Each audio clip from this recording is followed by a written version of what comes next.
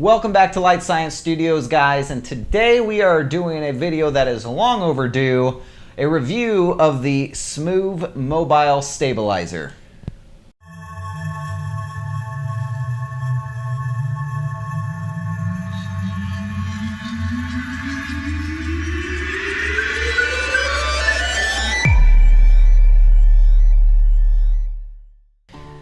Alright, welcome back, guys, and thank you so much for joining me today.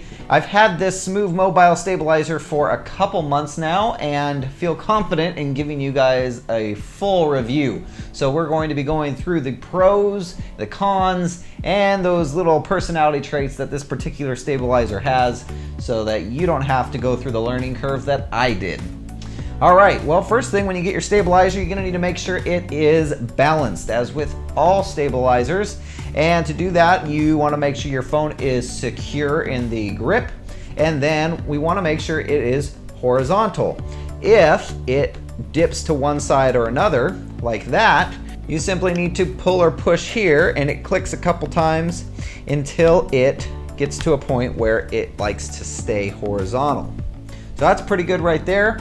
Once you get the stabilizer balanced, we can go ahead and turn it on by pushing and holding the center button here. It'll snap up to center and you're good to go. Now, the stabilizer can be used with your regular phone camera, or it does come with a Smove mobile app. Now, the app is something that, quite honestly, I don't use that often.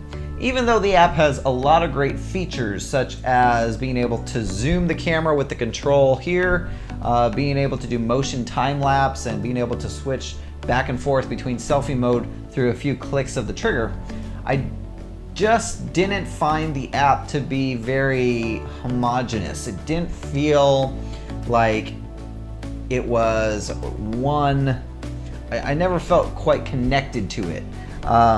There's a little bit of lag at times with some of the commands you do, and it just didn't run as smoothly as I would like, and it's hard for me to even put into words, because it's not that it didn't work, it's not that it doesn't work, it just doesn't feel good to use. I know that's very vague, it probably doesn't help you out at all, but the other thing that I found was odd is the files that were being produced through the Smove mobile app were not always being read by Premiere Pro, and I would have to convert the files from their original format into, even if it was just to another MP4, before Premiere Pro would recognize them. So that's why I've opted more or less to using just a standard phone camera on my iPhone 10 here. Now, as far as the stabilization quality, well, I've actually been very happy with it overall. If you've been watching my vlogs over the past couple months, whether you realize it or not, you've been seeing the Smove mobile in action.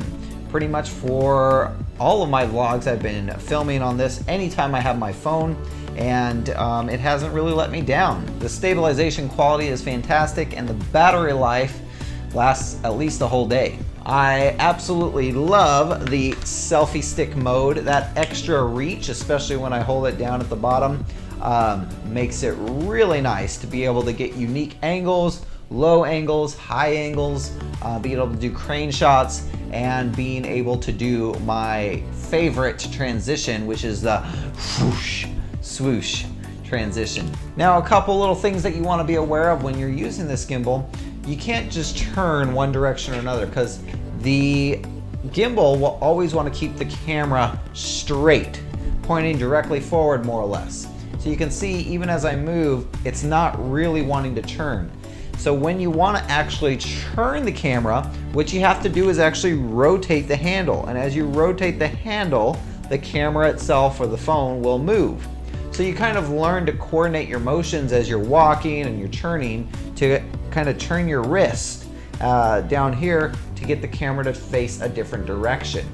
Now, it has some standard features that we've come to expect from handheld gimbals. Things like holding down the trigger button to lock the camera in place so that it won't move.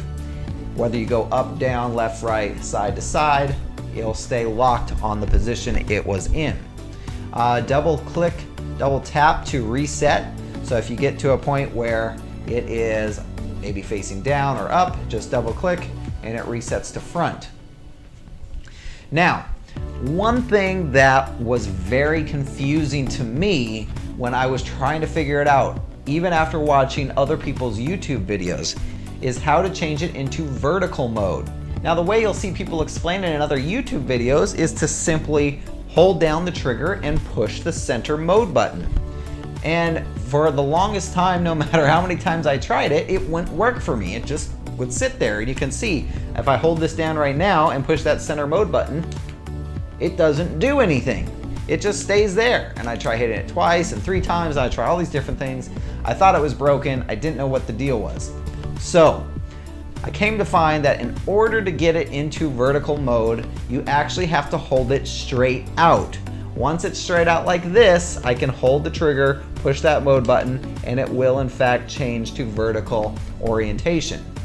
Now, honestly, I didn't find this to be too useful because you don't have anywhere near the same mobility or range of motion in this mode as you do when it's in the regular horizontal mode. You can see right now, it's kind of like not even looking at me. I don't even know what it's doing. And you have to hold it out like this whenever you're in this mode or it won't work. Now, to return back to horizontal mode, you just give the trigger 2 clicks and it will switch back to there.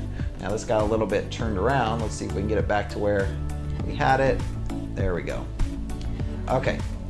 So yeah, you have to always use it in this orientation when you're doing it vertically or it won't work.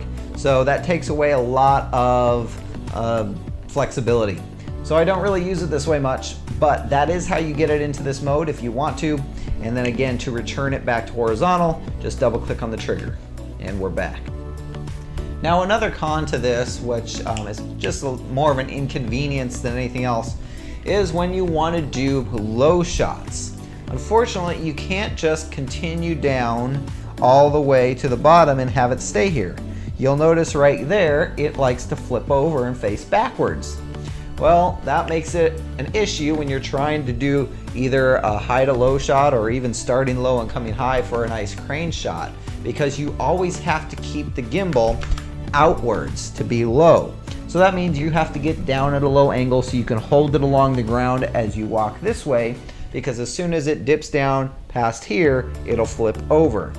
And that was quite annoying because I don't want to film myself when I'm holding it down. I just want to be able to hold it upside down and walk with it this way. So that was one of my biggest pet peeves with this, and not being able to just do those nice low hanging shots. Of course, you can get it into this position and then simply turn it around and walk with it that way. But again, if you want to do it from here and bring it up, it's going to flip around again. So that was a little bit annoying. As far as the controls here, we can use the little thumb button to go up and down, do tilt and pan.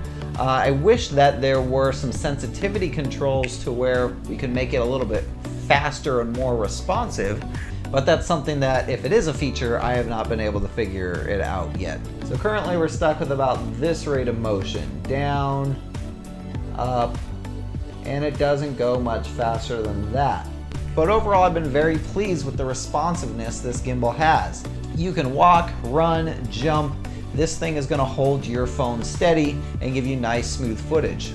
Actually, the only downside to it that I've noticed is, for some reason, my phone will give me a bit of distortion or weird digital vibrations when it's trying to stabilize internally, and it kind of fights the stabilizer externally, so you get this weird digital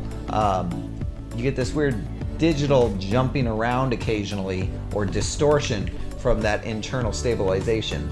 Now, the other thing that I'm either a little confused on or just haven't been able to figure out yet is really how to dial in the moving time lapse.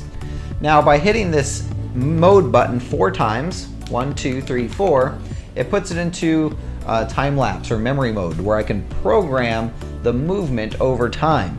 So I set it to the first starting position with the pan and tilt, and I hit the button once and it records that as a starting point, and then I move it in the exact way I want it to move with the time lapse, and I end it there and I pushed it again, and it will return to the starting point and start moving to that end point. Now, I don't know if you could tell when I was trying to move it around there, but it fought me quite a bit. The motors were fighting me. I couldn't really move it the way I wanted to, and results have always kind of varied for me. Now, in the Smove mobile app, I believe you can change how quickly it moves through this process, and there's a couple other settings you can play with, but that is one thing I haven't been able to dial in as well as I would like to, and I don't know if that's a lack of understanding on my part or just kind of a faulty function with the gimbal. Now, it is nice that you're able to do both right-handed and left-handed modes here. To get it into left-handed mode, you kind of just have to flip it over until it pops up the other way like that. Now the camera's on this side, and hold it with left hand, and then to get it back to right-handed mode, you just do it again the opposite way. It's kind of a little twist and churn and bring it back up there. Well guys, all in all, I've been very happy with my purchase of the Smove mobile stabilizer, and would highly recommend it.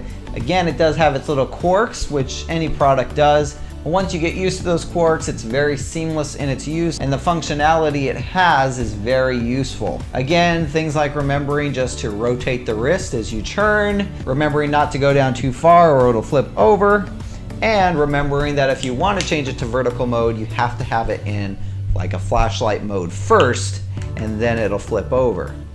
But other than that, everything works pretty much how you would expect it to if you've used a handheld gimbal before. And if you haven't used a handheld gimbal before, it is a very easy one to pick up and start using. Well, thanks so much for spending some time with me today, guys. Please post any questions you have in the comments below. I've posted a link to Smove Mobile in the description, and if you've already gotten yours, let me know what you think. Let me know if you've had the same type of issues that I talked about, and how you like it. As always, I'd really appreciate a like on this video and subscribe if you haven't already.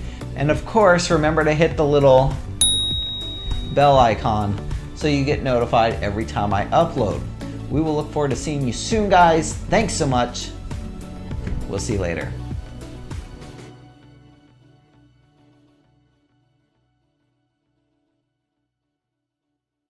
But I haven't used any others that much, so I wouldn't know.